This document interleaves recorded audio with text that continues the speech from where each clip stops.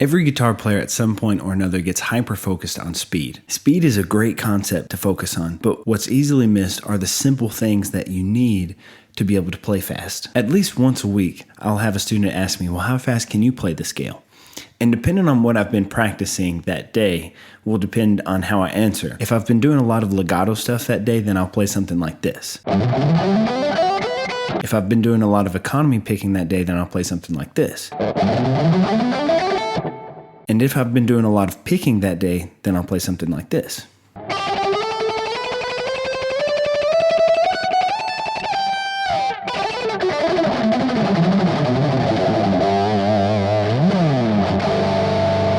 And usually I have some kind of explanation of which idea that I'm doing. Basically, I come back to the idea of the metronome being the cornerstone of everything. Hey guys, my name is Devin Bishop. Welcome back to my YouTube channel. I cover guitar content and gear reviews, covers, and those kind of things, and I just try to have fun along the way. So the first thing I want to talk about today is just the idea of being familiar with scales and being familiar with the metronome and your hand position. One of the things that you'll find will happen naturally is as your ability to recognize beats and subdivisions goes up, your ability to play fast and smooth will also go up. The second thing is as you become more familiar with scales, your speed will naturally increase as well. So one of the things that beginners and intermediate players often forget is the daily grind. So it can't be overstated just how much your technique needs a daily intake of the metronome, as well as scales and arpeggios and other techniques that you're trying to master. I see too many students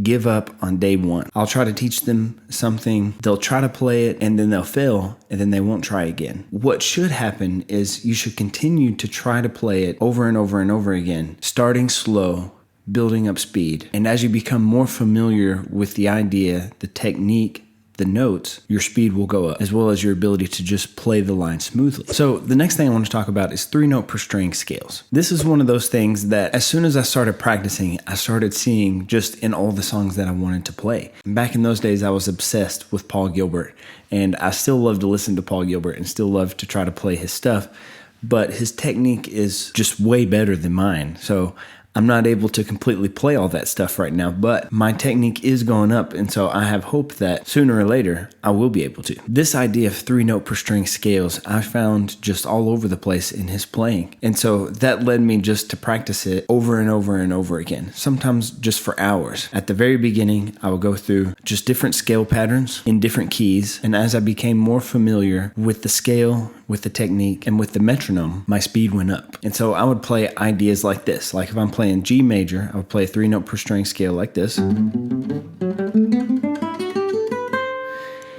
then I might take it around the circle of fifths and come back down C. And then take it around again and go up F. And then take it around again and come back down B flat.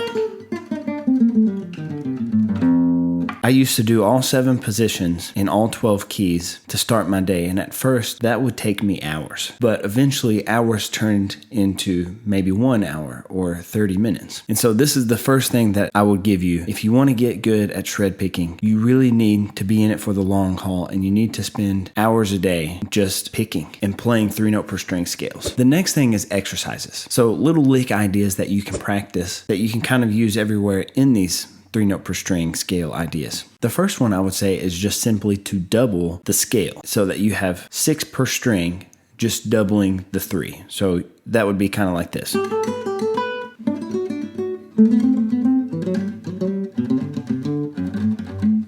The next one would be to apply a pattern like Malmsteen does. If you have a 3-note per string scale, starting on the last note of the string, basically you'd end up with a 3, 1, 2, 3, 2, 1.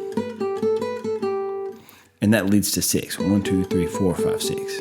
1, 2, 3, 4, 5, 6. 1, 2, 3, 4, 5, 6. There's lots of different 3-note per string shred licks out there that you can practice, but incorporating 1 or 2 of these and trying to play them fast into your daily diet can be really beneficial for your shred technique and speed. The last thing I would look at is your hand position.